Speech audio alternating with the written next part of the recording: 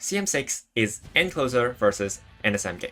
Straightaway spurt and no stopping me is very strong.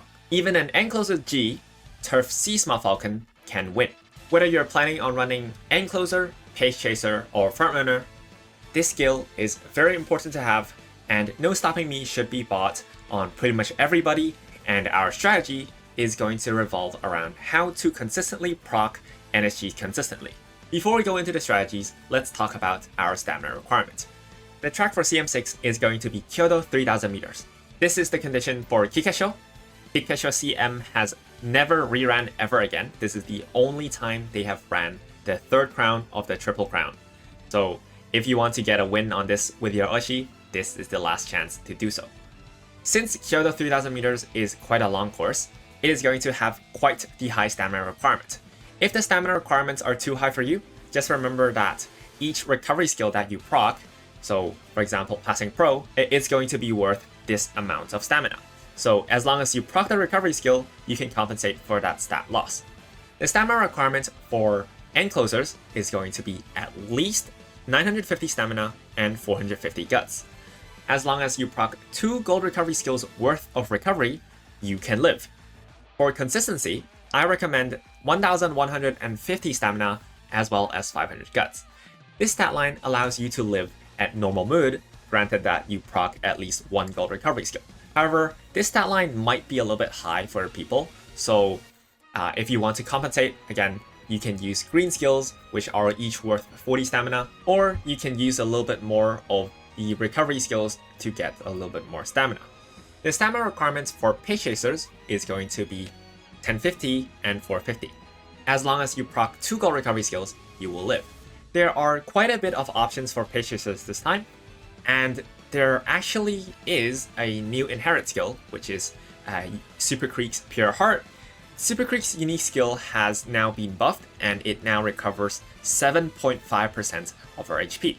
This allows for you to just buy Pure Heart as an inherit, as well as grab an extra wide recovery skill. This will become a 5% recovery. This will sub out 1 gold recovery skill and will allow you to cheap out on a little bit of skill point. Alternatively, you run 750 stamina on Super Creek and run a lot of wit cards.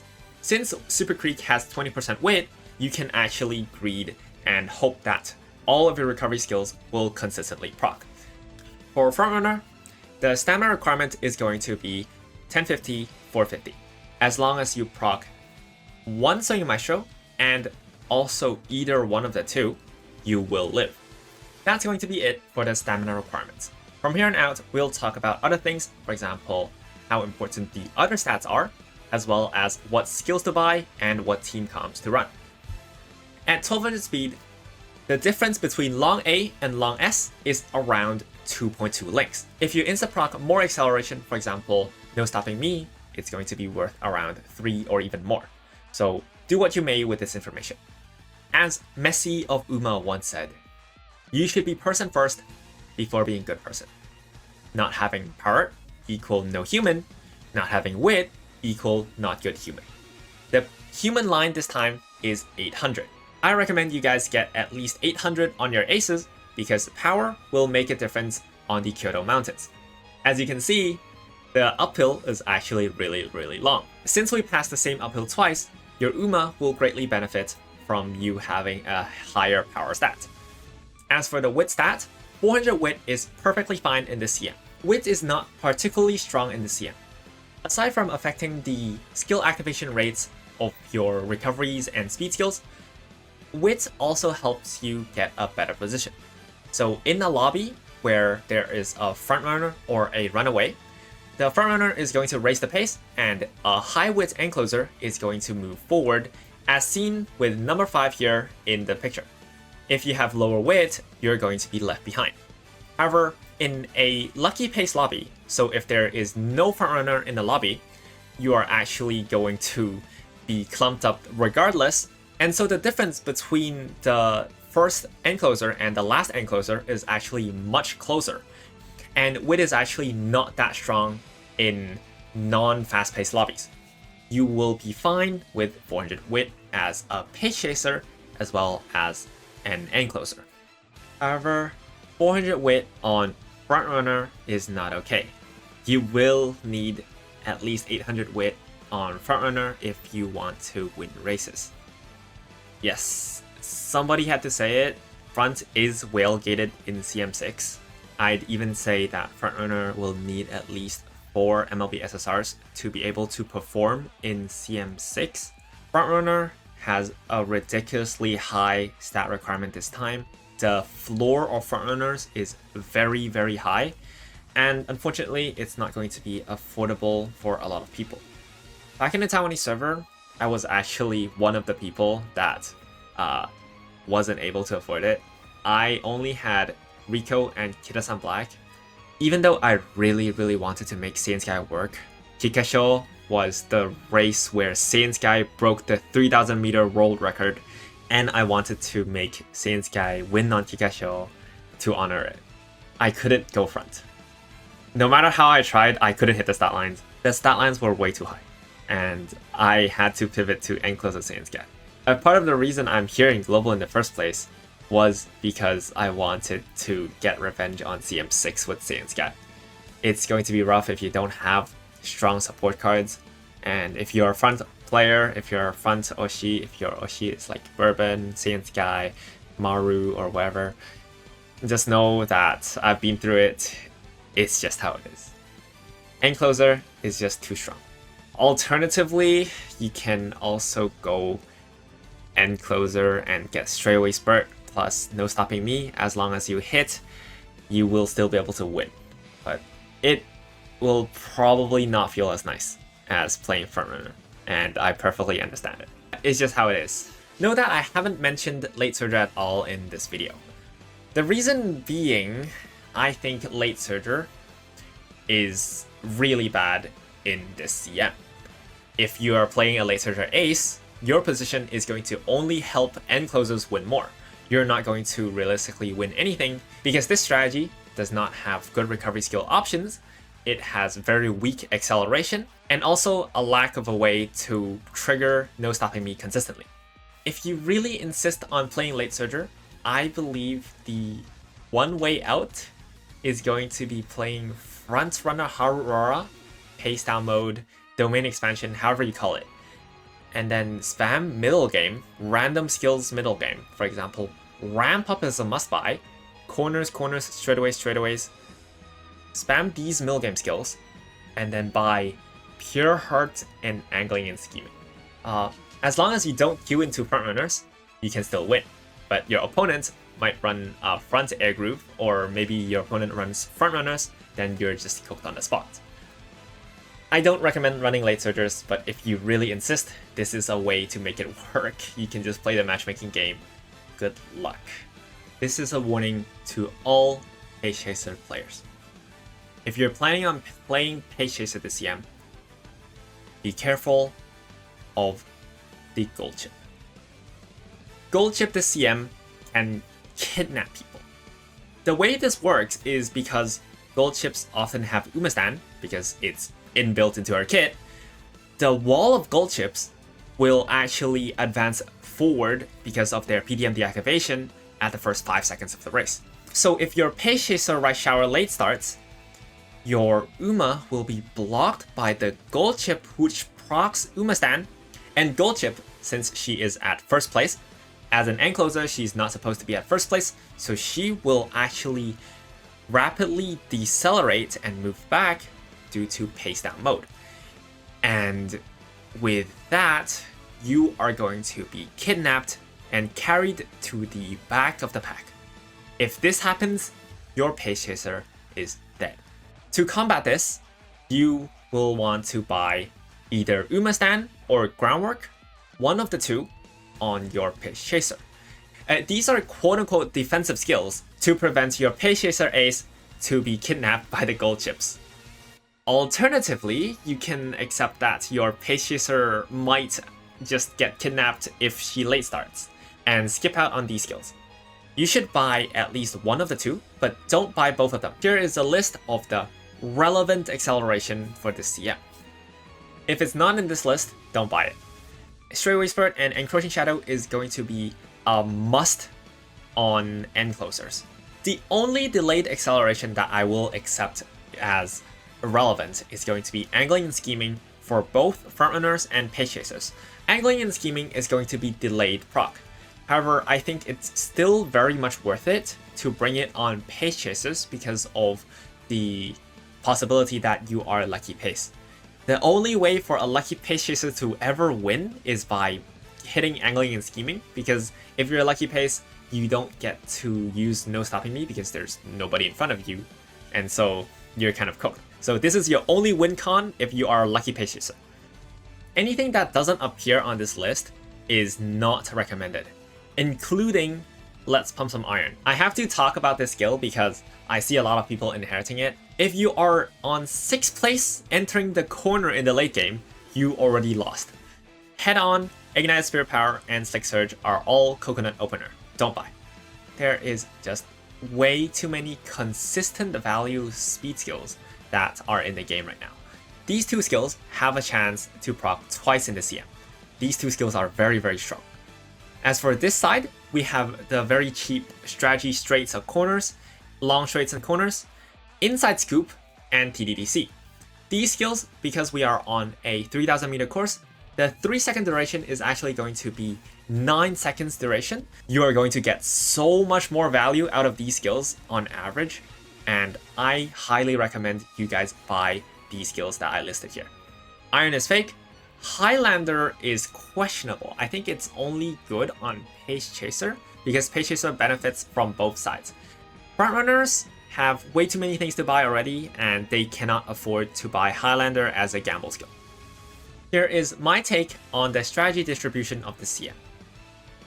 This strategy distribution is basically how common I think each strategy is going to be. I think Frontrunner is going to be the least common, and End Closers is going to be the most common. The second pick for most players should naturally be Pace Chasers, and there is going to be players that will run Runner plus Pace Chaser comps. But overall, I think the meta is heavily favored towards End Closers, and most players will be running End Closers in the CM. I don't think debuffers are going to be that scary, but if you are running, say, 1150 stamina, you will not need to worry about stamina debuffs that much. Runaway Suzuka is going to be a support or a front sacrifice. They are going to be paired with Frontrunner or Pace Chaser comps, and they are going to be used as a pace setter or rabbit to chariot the front or pace chasers to let the front or pace chaser win. I'll talk about Frontrunner comps and pace chaser comps later, but here is the tier list for this CM. GoldShip sits comfortably up there as the sole S rank Uma. There is nothing at A+, and the rest of the Umas here are just A rank because they are okay at End Closer, and each of them have something going on for them as End Closer.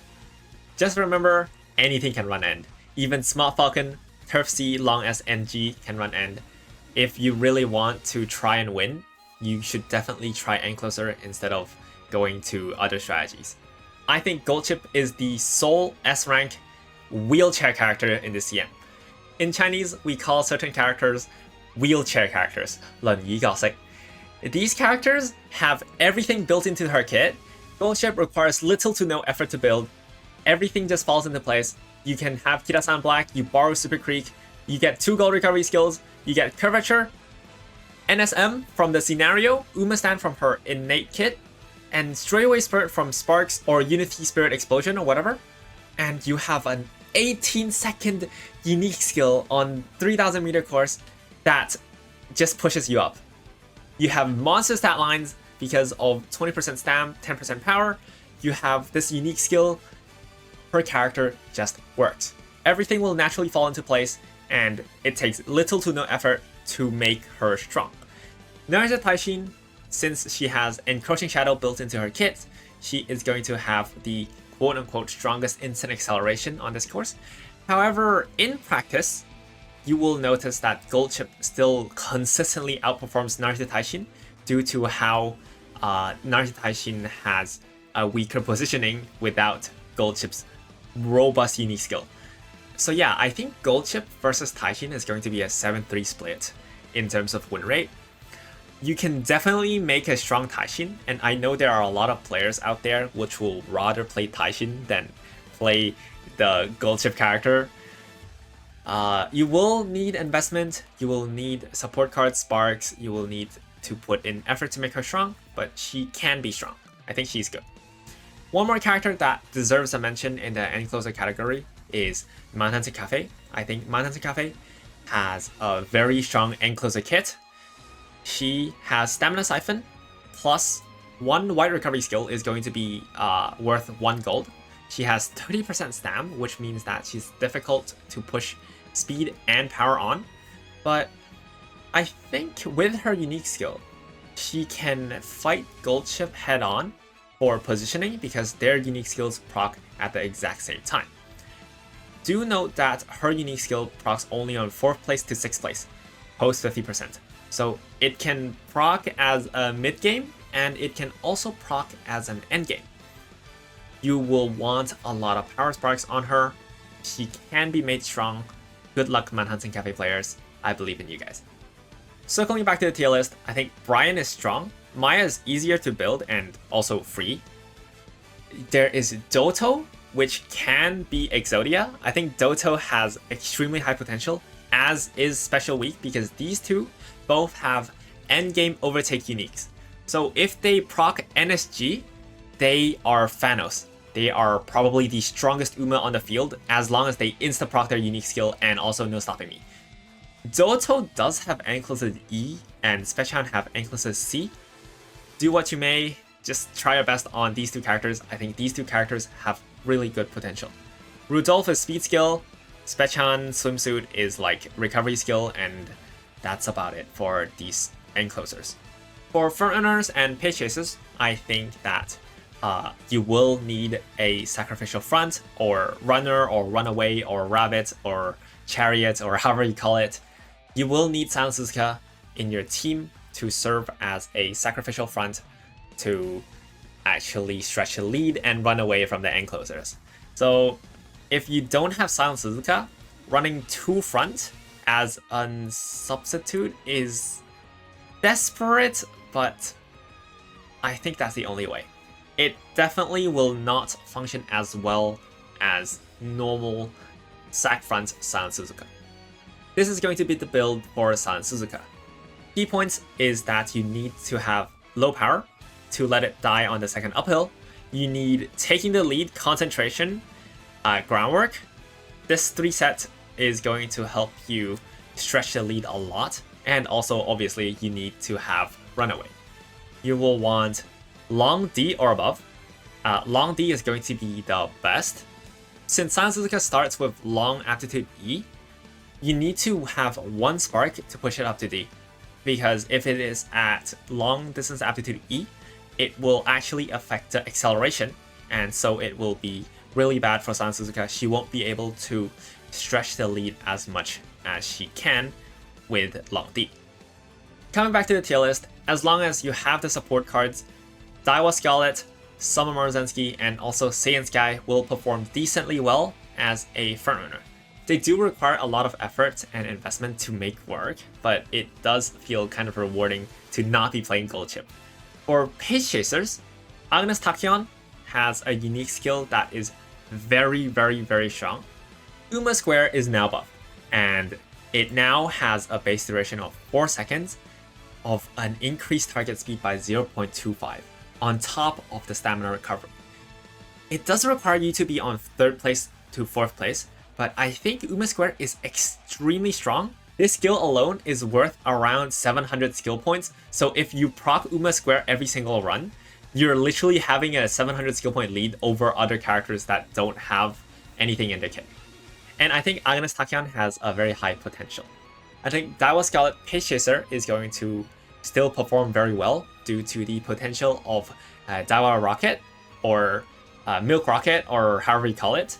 Resplendent Red Ace is going to be a unique skill that has both speed and acceleration. When procced at the correct timing, it is going to shoot Daiwa forward and give her a very strong speed carryover into acceleration in the late game.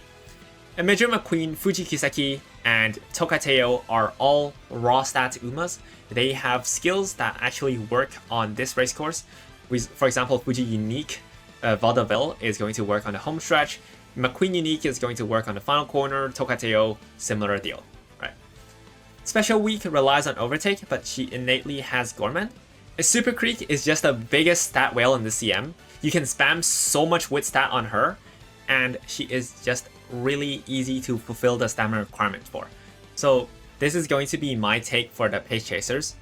They are going to still want Silent Suzuka in front of them, but without Silent Suzuka, I think Pace Chaser is still kind of there. Here are some recommended team comps for you to use as a reference. I believe that without Runaway Suzuka, it is a little bit more difficult for Pace Chasers to actually win in this CM. And the majority of the wins that you will get as a Pace Chaser without a Runaway Suzuka is going to be wins where you stam out other opponents. Generally speaking, I think running Encloser is a very safe and very, very strong option. You can run a front to block off the lucky pace, or you can just run triple end even if you really want to. At the bottom left, we have front Ura PDM, mid-game late surger, and GoldShip. For this comp, I think there's a little bit more going on to it. You run GoldShip to act as your normal ace, so she's going to win the majority of your races. But if you queue into a room that does not have a frontrunner, which depending on global is actually kind of likely, you abuse the lobby and you run your middle game spam late surger with angling and scheming, and you automatically win the race. And you play the matchmaking game, otherwise you run a normal GoldShip.